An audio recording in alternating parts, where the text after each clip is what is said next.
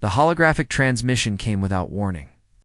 It appeared in the Great Hall of the United Earth Council, where 50 representatives from every nation sat in curved rows of polished seats. The blue light flickered twice, then formed into the shape of something that was not human. High Arbiter Zethrak of the Vorian Dominion stood 8 feet tall. His skin was the color of pale ash, stretched tight over bones that seemed too sharp, too angular to be natural. 6 eyes, arranged in 2 rows of 3, blinked slowly as he surveyed the gathered humans. His mouth was a thin line that curved downward, and when he spoke, his voice carried the weight of absolute certainty. "Humans of Earth," he began, and the universal translator made his words clear to everyone in the room. "The Truce of Andromeda, signed 3,000 standard cycles ago, has reached its end. The Vorian Dominion, together with the allied species of the Galactic Concord, hereby declares the return of war between our peoples." He paused, letting his words settle over the silent assembly. "You have 30 rotations of your planet to surrender your outer colonies. You will hand over all military vessels. You will submit to Vorian governance. If you refuse, we will do what we should have done 3,000 years ago. We will erase your species from existence." The transmission ended. The hologram collapsed into nothing, leaving only the faint smell of ozone in the air. For a long moment, nobody moved. Nobody spoke. The representatives sat frozen in their seats, processing what they had just witnessed. After 3,000 years of peace, war had returned to humanity's door. Then Secretary General Hannah Cole did something unexpected. She smiled. It was not a nervous smile. It was not the smile of someone trying to hide their fear. It was the smile of someone who had been waiting for this moment for a very long time. Finally, she said, her voice calm and steady. She pressed a button on her chair's armrest. "Get me Admiral Samuel Drake. Tell him that Project Lazarus is approved for immediate activation." Around the chamber, confusion spread across the faces of the representatives. Some whispered to each other. Others stared at their Secretary General as if she had lost her mind. "Madam Secretary," said the representative from the European Federation, his voice shaking slightly. "Did you not hear what the aliens said? They are going to attack us. They have hundreds of thousands of warships. We need to evacuate the colonies. We need to prepare our defenses. We need to do nothing," Hannah Cole interrupted. She stood up from her chair and walked to the center of the chamber, where the hologram had appeared moments before. "The Vorians believe they are about to fight the same species they nearly destroyed 3,000 years ago. They believe we are still weak, still frightened, still desperate." She turned to face the assembly, and her smile grew wider.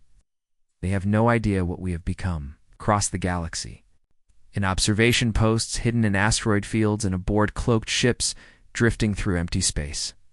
Alien intelligence officers watched the human reaction with growing confusion.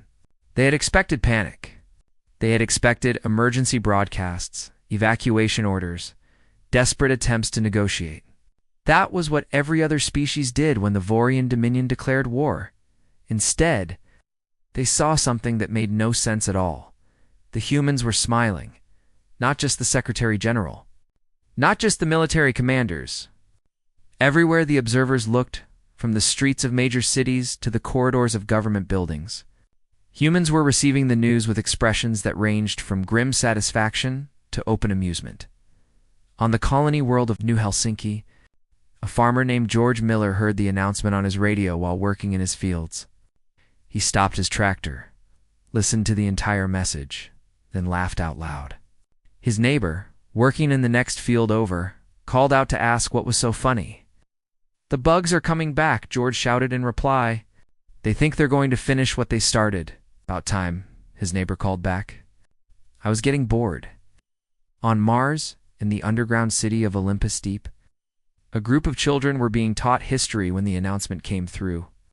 Their teacher, a woman named Patricia Santos, who was 160 years old, but looked no older than 40, paused the lesson to let them listen. "Teacher," one of the children asked when the transmission ended, "are we going to be okay?" Patricia smiled at her student. It was the same smile that Hannah Cole had worn. the same smile that seemed to be spreading across all of humanity like a wave. "We are going to be more than okay," she said. "We have been preparing for this day since before your great-great-great-grandparents were born. The Vorians made a mistake 3,000 years ago. They let us live. And now they are going to learn why that was the worst decision they ever made."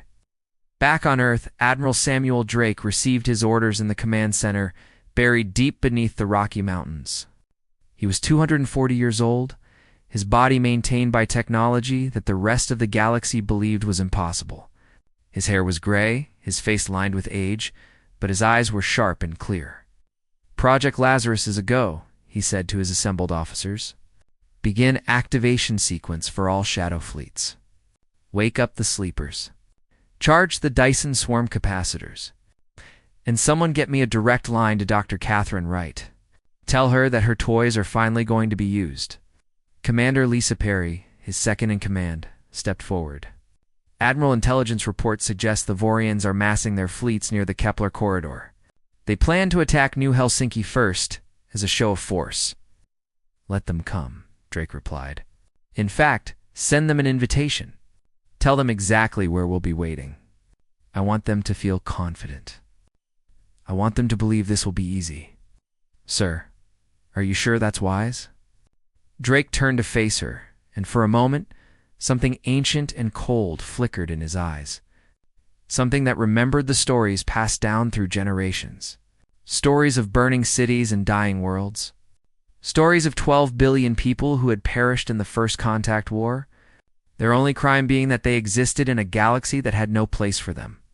"Commander," he said quietly, "for 3,000 years, we have hidden our true strength. We have let the galaxy believe we were weak, harmless, not worth thinking about. We built our weapons in secret. We trained our soldiers in the shadows. We waited, and we prepared, and we never forgot what they did to us."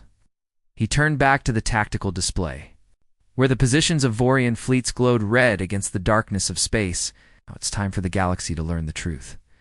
We are not the frightened children they remember. We are humanity. And we have been waiting for this war for 3,000 years.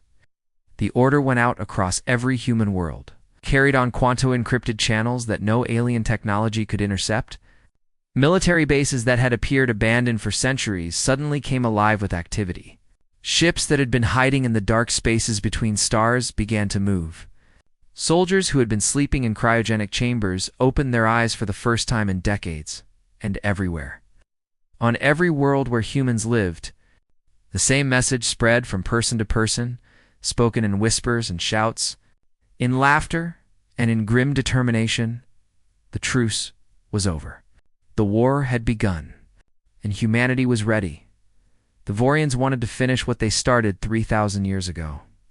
They had no idea that humanity had spent every single day of those 3,000 years preparing for exactly this moment. They would learn soon enough. And when they did, they would finally understand why the humans had smiled when war was declared. It was not because they were foolish. It was not because they did not understand the danger. It was because they knew something the Vorians did not. They had already won.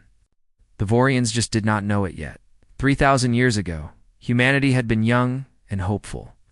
They had just learned to travel between stars, building their first colonies on distant worlds, dreaming of a future among the cosmos. They had believed that when they met other intelligent life, it would be a moment of wonder and friendship. They had been wrong. The Vorian Dominion found humanity in the year 2847. The first contact lasted exactly 6 hours. In those 6 hours, the Vorians scanned human technology, analyzed human biology, and made a decision. Humanity was weak. Humanity was primitive. Humanity was not worth keeping alive. The war that followed was not really a war. It was a slaughter. Human ships were made of metal and powered by fusion reactors. Vorian ships were made of materials that did not exist on the periodic table and powered by energy sources that human scientists could not even name. Human weapons fired bullets and missiles. Vorian weapons fired beams of light that could cut through a mountain. Human soldiers wore armor and carried rifles. Vorian soldiers wore powered suits that made them invincible and carried devices that could disintegrate a human being with a single touch. In 6 months, it was over. Earth's orbital defenses were destroyed. The colonies were burned. 12 billion people died, their bodies turned to ash by weapons they could not understand, much less fight against. The survivors, huddled in underground bunkers and hidden shelters, waited for the end. They knew it was coming. They had no hope left, but the end never came. Instead, the Vorians offered a truce. They would let humanity live, confined to a small number of worlds, forbidden from developing military technology. Watched by Vorian observers who would ensure they never became a TH. It was not mercy. It was amusement. The Vorians saw humanity as a curiosity, a primitive species worth keeping around for entertainment, like animals in a zoo. Humanity accepted the truth. They had no choice, but they never forgot. And they never stopped planning. The first generation after the truce focused on survival. They rebuilt their cities, grew their food, raised their children. But even as they worked to heal the wounds of war, they were also working on something else. Secret facilities were built deep underground, hidden from Vorian sensors. Scientists who had survived the war began to study the fragments of Vorian technology left behind. Trying to understand how it worked, the second generation continued the work. They made breakthroughs that the Vorians never expected. They discovered how to manipulate genetic code, extending human lifespan far beyond its natural limits. They learned to build machines that could think, and they learned to connect those machines directly to human minds. They developed materials stronger than anything the Vorians had, and they kept it all hidden. The third generation built weapons. Not the crude weapons of the First Contact War, but something new, something terrible. They created devices that could bend space, that could manipulate time, that could tear holes in the fabric of reality itself. They tested these weapons in the spaces between galaxies where no one would see, and they stored them away, waiting for the day they would be needed. Generation after generation, the work continued. Each one building on what came before. Each one adding to humanity's hidden strength. The Vorians watched the humans from orbit, seeing only what they expected to see. A broken species going through the motions of civilization. No threat to anyone. They never looked beneath the surface. They never imagined that the zoo animals were building a cage of their own. Admiral Daniel Drake was born 140 years after the truce began. He grew up hearing stories of the war from his grandmother, who had been a child when the bombs fell. She told him about the day the sky turned red, about the ships that blotted out the sun, about the screams that filled the air as millions died in an instant. She told him something else too. She told him that one day humanity would have its revenge. Not just victory, revenge. For every life that was taken. For every child who grew up without parents. For every dream that was burned to ash by Vorian weapons. Drake dedicated his life to making that revenge possible. He joined the military at 18, rising through the ranks with a combination of skill and ruthless determination. By the time he was 50, he commanded his own ship. By the time he was 100, he commanded a fleet. And by the time he was 200, he commanded all of humanity's military forces. But the forces he commanded in public were not humanity's true strength. Those were the official ships, the ones the Vorians knew about, the ones that followed the rules of the truce. The real fleet was hidden in places the Vorians would never think to look. 47,000 warships waited in the darkness between solar systems. Each one was equipped with technology that made Vorian weapons look like toys. Each one was crewed by soldiers who had trained for decades. Their bodies enhanced with genetic modifications and cybernetic implants that pushed them beyond the limits of normal human ability. Each one was ready to fight at a moment's notice, and that was just the beginning. On Mars, factories stretched for thousands of kilometers beneath the red surface, building more ships every day. In the asteroid belt, mining operations harvested materials that would fuel the war effort for centuries. Around the sun itself, a Dyson swarm of energy collectors gathered power on a scale that the Vorians could not imagine. Humanity had spent 3,000 years preparing for this war. Every scientist, every engineer, every soldier had worked toward a single goal. They had sacrificed comfort, safety, and sometimes their lives, to build something that the galaxy had never seen before. A civilization designed for one purpose: to ensure that what happened 3,000 years ago would never happen again. Dr. Catherine Wright was 312 years old. She had spent her entire life working on a single project, a weapon so powerful that even she was sometimes frightened by what she had created. She called it the Quantum Cascade Initiator. It did not destroy things. It removed them from existence, erasing them from the timeline as if they had never been. When she received the message that her weapon was finally going to be used, she felt no joy. Only a cold, grim satisfaction that the work of her lifetime had not been in vain. 3,000 years, she said to herself, looking at the device that would change the galaxy forever. You made us wait 3,000 years. And now you're going to see what we did with that time. Across human space, similar scenes played out. Scientists activated weapons they had built in secret. Soldiers reported 2 ships they had trained on for decades. Commanders opened sealed orders that had been waiting for this moment since before their grandparents were born. The truce was over. The masks were coming off, and the galaxy was about to learn the truth about humanity. They were not survivors. They were not victims. They were not the frightened primitives the Vorians remembered. They were something new, something that had been forged in the fires of genocide and tempered by 3,000 years of patient hatred. They were humanity evolved, and they were ready for war. Fleetmaster Corveth stood on the command deck of his flagship, the Eternal Judgment, watching the stars slide past as his armada traveled through the Jumpgate network. 1,800 warships followed behind him, the pride of the Vorian Dominion, veterans of a dozen conquest campaigns against lesser species. He felt confident, more than confident. He felt certain of victory. The humans had been weak 3,000 years ago. They would be weak now. Nothing in the galaxy changed that quickly. Species evolved over millions of years, not thousands. The primitives who had begged for mercy would beg again, and this time there would be no mercy to give. Fleetmaster, his sensor operator, called out, "We are approaching the new Helsinki system. Jumpgate transition in 30 seconds. Excellent, Corveth replied, his mandibles clicking together in anticipation. All ships prepare for combat, though I doubt there will be much fighting to do. The Jumpgate activated, and the Vorian armada emerged into normal space above New Helsinki.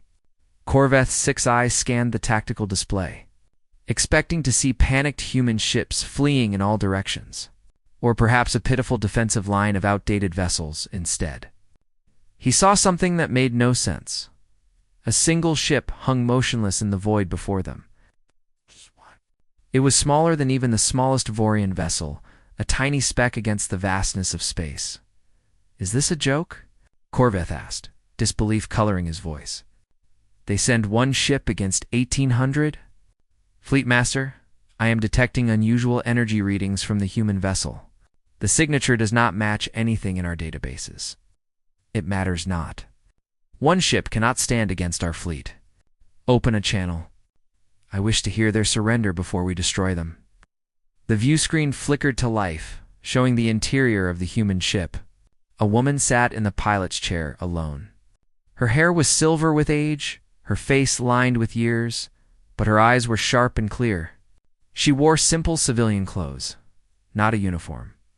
Behind her, the bridge was empty. "I am Fleetmaster Corveth of the Vorian Dominion," he announced. "You are alone against the greatest military force in the galaxy. Surrender now, and your death will be quick." The woman smiled. It was the same smile that had spread across humanity when the war was declared, the smile that the Vorians still did not understand. "My name is Dr. Catherine Wright," she said, her voice calm and unhurried. "I am not a soldier. I am a physicist. I have spent my entire life, all 312 years of it, working on a single project. I do not care about your projects, human. You will surrender, or you will die. Would you like to see what I built?" Before Corveth could respond, the human ship began to glow, not with weapons fire, but with something else. The light was strange, shifting through colors that had no names, pulsing in patterns that hurt to look at. Alarms began to sound across the Vorian fleet as sensors screamed warnings that made no sense. "You see," Dr. Wright continued, still perfectly calm 3,000 years ago, "your ancestors taught mine a valuable lesson. They taught us that the universe is cruel. They taught us that the strong take what they want and the weak die. They taught us that mercy is weakness and kindness is death." The light grew brighter. We learned that lesson well. We spent 3,000 years becoming something cruel, something strong, something that would never be weak again. "What is happening?" Corveth demanded. "What is that light?"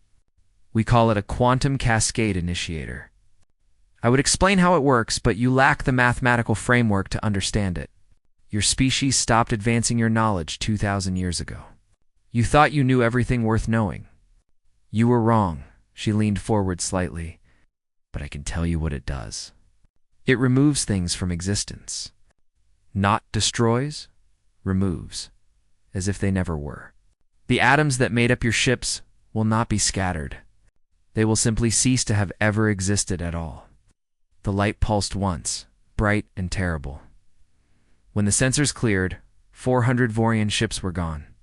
Not exploding, not drifting dead in space, simply gone as if they had never been there at all. Corveth stared at his tactical display. 400 ships, crews of 200 each, 80,000 Vorian warriors, veterans of countless battles, erased in less than a heartbeat. "Retreat," he whispered, his voice barely audible, then louder, then screaming. "Retreat. All ships, retreat immediately." "I am afraid retreating will not help," Dr. Wright said, her voice cutting through his panic. "The cascade is already propagating through subspace. Every ship that entered this system is now linked to the effect. There is no escape. There is no defense. There is only what comes next." "Please," Corvath begged, a word that had not passed Vorian lips in 10,000 years. "Please stop this. We will leave. We will never return." "You will do nothing," Dr. Wright interrupted. "Because in approximately 30 seconds, you will no longer exist. But before you go, I want you to understand something." The light pulsed again. 500 more ships vanished. "This is not our most powerful weapon. This is not even close to our most powerful weapon. This is simply the one we chose to demonstrate today because it makes a point." Corveth watched his fleet die around him. Ships that had conquered worlds, that had burned civilizations to ash, disappearing like candles blown out by an invisible wind. "The point is this: you should not have let us live. You should not have given us 3,000 years to prepare. You should not have assumed that we would remain weak, remain frightened, remain prey." The light pulsed a third time, then a fourth, then a fifth. "We are not prey. We never were. We were just waiting." The last thing Corveth saw before the quantum cascade reached his flagship was Dr. Wright's face, calm and serene, and utterly without mercy. "Goodbye, Fleetmaster. Tell your ancestors we send our regards." Then there was light, and then there was nothing on Earth. Humanity watched the battle through quantum-link displays. They saw the Vorian fleet arrive, confident and powerful. They saw the single human ship waiting for them. They saw Dr. Wright speak her words, saw the light begin to grow, saw 1,800 warships vanish from existence in the space of 2 minutes. When it was over, there was no celebration. No cheering crowds, no victory parades. Instead, there was silence. A silence that carried the weight of 3,000 years of waiting. 3,000 years of preparation. 3,000 years of patient. Burning hatred, Admiral Drake watched the recording of the battle for the third time, his face expressionless. Commander Perry stood beside him, equally silent. "Total engagement time, 2 minutes, 14 seconds, Perry finally said. "0 human casualties. Complete destruction of the Vorian First Armada," Gooddrake replied. "Send the recording to the Galactic Concord. Let them see what happened. Let them understand what they are facing." "Sir, do you think they will surrender?" Drake was quiet for a long moment. When he spoke, his voice was soft, almost gentle. "Some will. The smart ones. The ones who understand that they cannot win, paused. But the Vorians are proud. They have been the masters of the galaxy for too long. They will not surrender. Not yet. They will need more convincing, and we will convince them. We will do whatever is necessary. Drake turned away from the screen, his eyes hard. Dr. Wright showed them one weapon. We have hundreds more, each one worse than the last. If the Vorians want to continue this war, we will teach them what 3,000 years of hatred can create. He walked toward the door, then stopped. Send a message to the Vorian homeworld. Tell them what happened here today. Tell them that this is just the beginning. Tell them that humanity is coming, and nothing in the galaxy can stop us. Sir. And if they ask for peace? Drake's smile was cold. Then they can beg for it the way our ancestors begged, and we will decide whether or not to grant it. The chamber of the Galactic Concord had not seen such chaos in 1,000 years. Representatives from 17 different species filled the great hall, their voices raised in argument and fear, their bodies moving in gestures of distress unique to each alien biology. The Kethri delegation, serpentine beings with scales that shifted color with their emotions, had turned a deep shade of purple that indicated terror. The Malmori, massive creatures with 4 arms and heads like melted wax, stood frozen in shock. The Thesan tiny beings, no larger than human children who communicated through telepathy, had gone completely silent, their minds closed off in self-protection. And at the center of it all stood High Arbiter Zethrak, his 6 eyes darting from one representative to another, his pale gray skin somehow even paler than before. "We must remain calm," he said, though his voice betrayed his own panic. "One battle does not mean one battle." The Kethri ambassador's voice was a hiss of fury. 1,800 ships, gone in 2 minutes. No survivors, no wreckage, no bodies. They simply ceased to exist. The humans have developed weapons beyond our understanding. The Malmori representative rumbled, his deep voice shaking the floor. "We supported this war because we believed victory was certain. We were deceived." "You were not deceived," Zethrak protested. "We had every reason to believe you had every reason to be careful," the Kethri interrupted. 3,000 years ago, you let them live. You called it mercy. You called it amusement. You called them zoo animals? And now those zoo animals have weapons that can erase our fleets from existence?"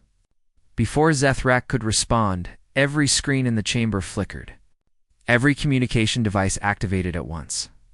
Every holographic projector came to life simultaneously, showing the same image, a human woman, standing in a simple room, looking directly at the assembled representatives with calm, steady eyes. "Hello," said Secretary General Hannah Cole. "I hope you do not mind the interruption." The chamber fell silent. Every alien eye, every sensor organ, every attention focused on the human projection. "How are you broadcasting into this chamber?" the Kethri ambassador demanded. "Our security systems are the most advanced in the galaxy. No one can breach them without authorization." "Your security systems were the most advanced in the galaxy," Cole corrected gently. 3,000 years ago? Technology has moved forward since then. At least, human technology has. Yours appears to have stayed exactly where it was.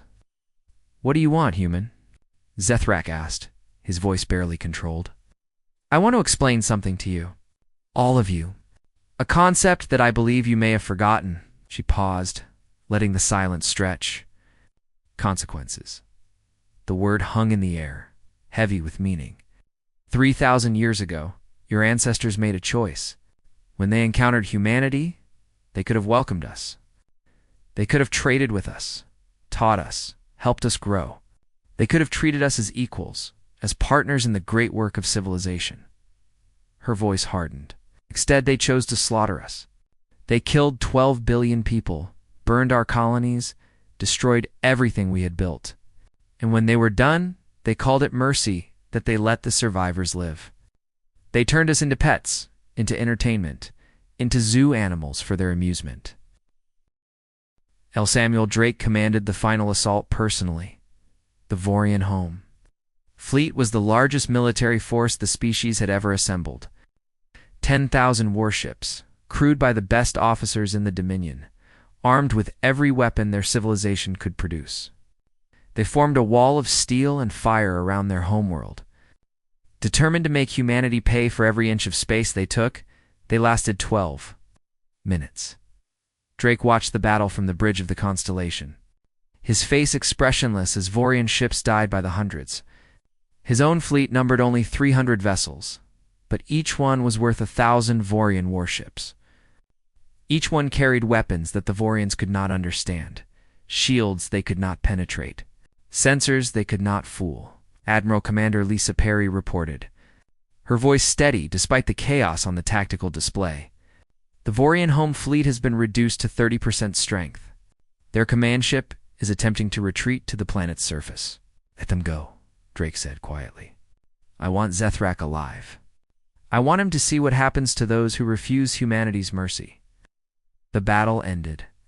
The survivors of the Vorian fleet fled to the surface of their homeworld, their ships damaged beyond repair, their crews broken and afraid.